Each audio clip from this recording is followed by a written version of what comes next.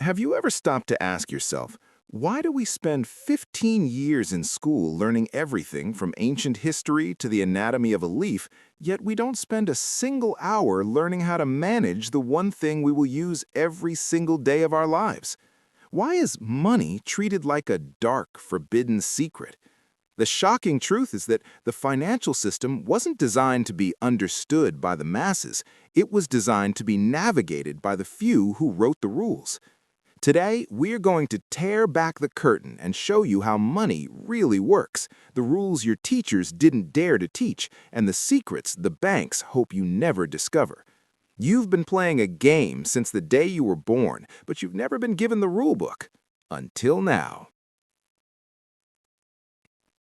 The first rule you must realize is that money is not value. Money is simply a language we use to communicate value. In the past, money was backed by something physical, like gold.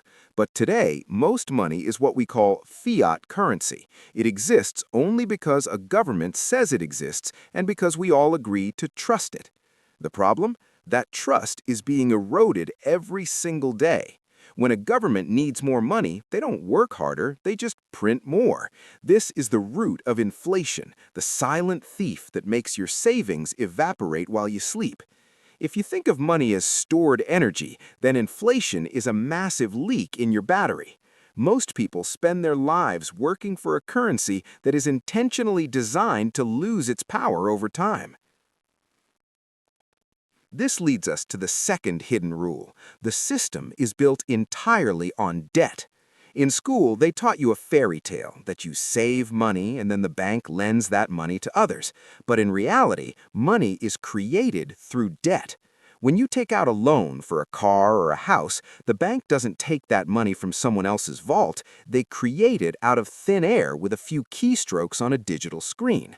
Our entire global economy is a giant tower of IOUs.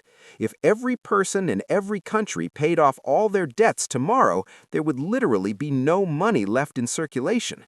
Once you realize money is debt, you understand that the person who owns the debt, the bank, is the true master, while the person paying the debt is the servant. The third rule they never taught you is the velocity of money. Most people think the goal is to pile up money in a corner. They want a big number in their savings account to feel safe. But the wealthy know that static money is dead money. Money is like blood. It only provides life when it is moving. The wealthy focus on velocity, how fast they can move their money from one asset to another to generate more value. They don't want to hold dollars. They want to use dollars to acquire things that produce even more dollars. While the middle class is trying to save their way to wealth, the rich are circulating their way to wealth. The fourth hidden rule is the producer's tax advantage. In school, we're trained to be employees, but the tax code in almost every country was written by business owners for business owners.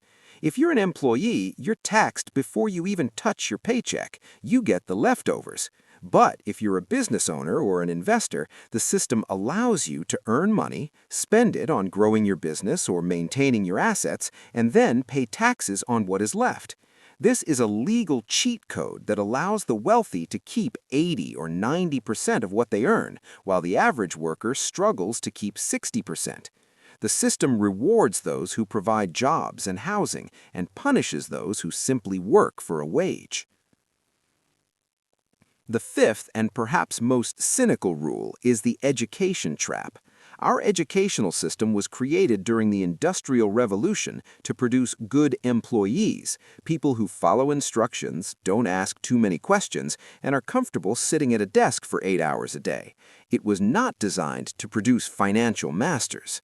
The system needs you to be just smart enough to do your job, but not smart enough to realize you don't need the job to be wealthy. This is why financial literacy is absent from schools. If everyone understood how money worked, the labor lever that the elite depend on would disappear. The system relies on your ignorance to function.